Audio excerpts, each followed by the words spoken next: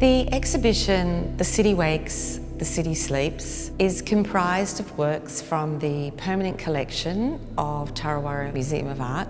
The exhibition focuses on the idea of the city and the ways in which artists have depicted various themes, such as suburbia, the idea of the threshold, industry, leisure, and city rhythms. For this exhibition, we're including one of the major works in the collection by Howard Arkley called Bay Window from 1988. Bay Window is a typical Arkley painting. It is based on a house that he would have seen in an area such as Oakley in Melbourne. What Arkley does is reduces the details of the house to patterns and lines and colour. He works with a kind of fluorescent optimism in his work. It's like the whole house has been electrified. There's a sense of joy and exuberance in Arkley's works. He's one of the foremost artists in Australia who's been enormously influential on a whole generation of artists who came after him. You start to see his work in the forms and the patterns that repeat across many of his images. The cacti come alive, they're almost like hair that's been put up in a bun. The windows almost like electric light bulbs. It begs the question of who lives inside this house and where is it from? And here we can see a work by the artist John Brack. This work is called Subdivision. It was made by John Brack in 1954. It depicts the gradual building of the cities in Australia at that time, the gradual transformation of what might have been farmland into outer metropolitan land. It's a very special painting for us because TarraWarra Museum of Art is on the outer edges of Melbourne. As we know, John Brack was very interested in just depicting what was happening in his life and the things that he saw around him. So this is one of the works that will be in The City Wakes, The City Sleeps.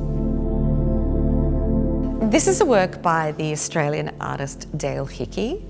It's called Foyer Bercy Theatre and it was created in 1978. This is a very typical work by Dale Hickey. He has used a limited palette. It has a suggestion of minimalism and colour-filled painting, but it's done with very fine lines and blocks of yellow and ochre colouring. It is a wonderful piece and we're thrilled to be able to show it to audiences for the first time in our city exhibition as one of the key scenes, if you like, of a Melbourne interior.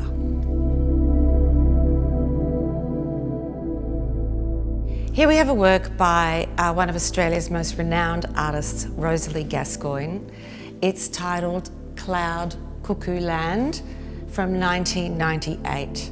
Rosalie came to her art practice late in life. Prior to being an artist, she worked with the Japanese art of flower arranging, which is called ikebana.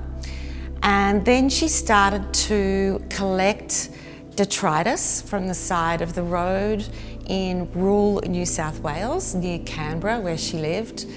And here in this work, we can see cut up pieces from old road signs. You'll note that the yellow is very reflective and she's worked with collage to spell out the word cloud and other words as well in the piece. Rosalie spoke about her work in very formal terms. On this occasion, she did speak about the work creating a sense of place or invoking the spirit of place. So for our exhibition, we feel that the work engenders a sense of the vibes of the city, the rhythms of the city, those reflective signs that you encounter as you drive through the city streets. This is a work by the Australian artist Jeffrey Smart. It is called Construction Fence and it is from 1971. Smart was influenced by some of the colour field and abstract painting that was happening universally at that time. And you'll see that he divides the canvas into two. Up front we have the construction fence itself in this very vivid kind of green. In the background, a kind of stormy sky. Smart's distinctive characteristics of bold shapes, brightly coloured lines and divisions, the use of the arrow, the use of the traffic light are all present in this uncharacteristically long painting. It's almost like a frieze.